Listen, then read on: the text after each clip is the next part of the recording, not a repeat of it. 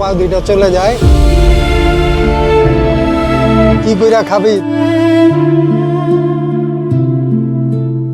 আমি আগে হকারি কাজ করতাম। পরে 1982 সালে এক ট্রেন দুর্ঘটনায় আমার পা দুইটা চলে যায়। পরে আমি চিন্তা করি যে কিভাবে বাঁচবো, কি করব।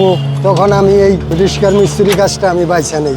এই কাজে মানে এই 1983 সাল থেকে এই পর্যন্ত এই কাজে নিয়োজিত আছি। আমার এক বড় ভাই ছিল, তারাবাই করে নাম, উনি মারা গেছে।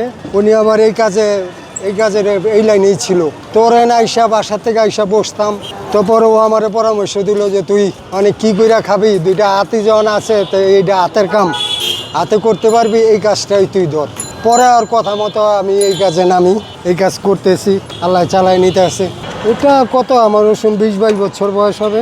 ওই চিটাং যেতে ছিলাম, সিঁড়ির থেকে পড়ে গেছিলাম গা। হতাশ তো প্রথম অবস্থা হয়েছি যে কীভাবে বাঁচুম, কীভাবে জীবন যেমন করুম, কতদিন আল্লাহ বাঁচায় রাখে। পরক্ষণে ওই তারাবাইয়ের কথায় তখন এই কাজটায় আমি নামি। আর ওর কোথাও শুই নেই, এই কাজে নাই তো এখন পর্যন্ত আল্লাহ চালাই নিতেছে, চলতেছি। ভিক্ষাবৃত্তি আমার কাছে পছন্দ না, এর জন্য আমি এই কাজটা বাইছে নিছি। ব্যাপার হচ্ছে কি, এটা হলো ইচ্ছা শক্তি, যার যার ইচ্ছা শক্তির উপরে নির্ভর করে। এখন আমি ইচ্ছা করছি যে আমি নিজে কিছু করে খাবো, আমি খাচ্ছি, আল্লাহ চালাচ্ছে। কেউ হয়তো অল্পতেই হেরে যায় যে পরের কাছে নির্ভরশীল হইব।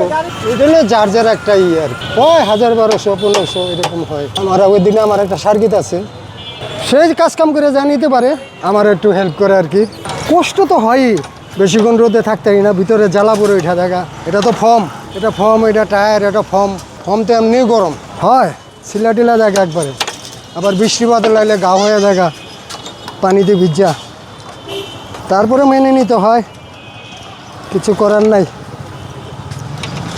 জীবন তো জীবনের গতিতেই চালাই যাইতে হইব।